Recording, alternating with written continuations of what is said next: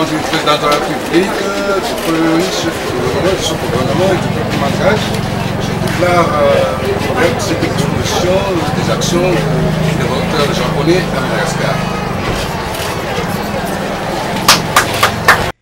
Etsika ara-kultoraly sy fampiratiny no entina nankalaza ny andro ny kolotsaina japonais androany sabotsy faroapolo ny volana May taona 1724.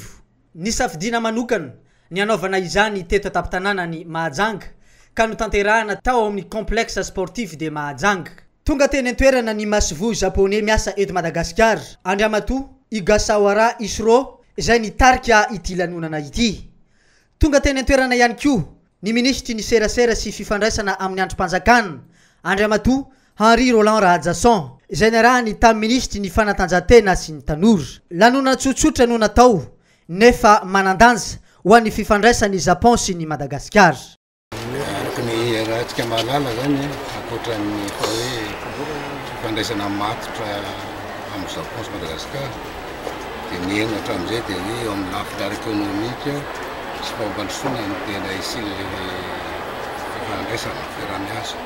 Ohatra zao hoe fanitarana amin'ny port de Masina izay fosony voaingana teo ny famatsembolana zany mahatratra ny 100 millions de dollars mihitsy.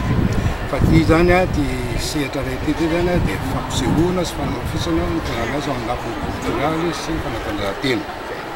Iny moa zany le izy avy amin'ny alalan'le prataka tsika eto Madagasikara zany mbola hiezaka mafy ampivelatra ny eritreritra io saina latsaka tsitsako io amin'ny asa zay atao satria tsika zany mbola na dia misy ara tamin'ny ara-drazana zay le hoe valitana na fifanampiana zay dia mbola amintsika koa zany mbola misy le hoe tsy asa fotsiny amin'izao fa mba asa azahoana vola.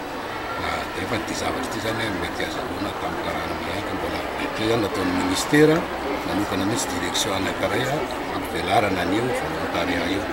Misy androa zany nika tamin'ny 2015 miverina indray ny fiarah-miasa amin'ny JICA sy Madagasikara. JICA mikarakara an'ity volontariat ty eto amintsika eto volontaire japonais reo zay zany entiny eto amintsika eto ty ratanetany rekotany nataony fety japonaise tanetsina be tamin'ny heritaona dia savidina zany aty Mahajanga amin'ity 17 sy 10 ty izay mirona bebe koa amin'ny tanora sy ny fanatanjahantena le izy aty.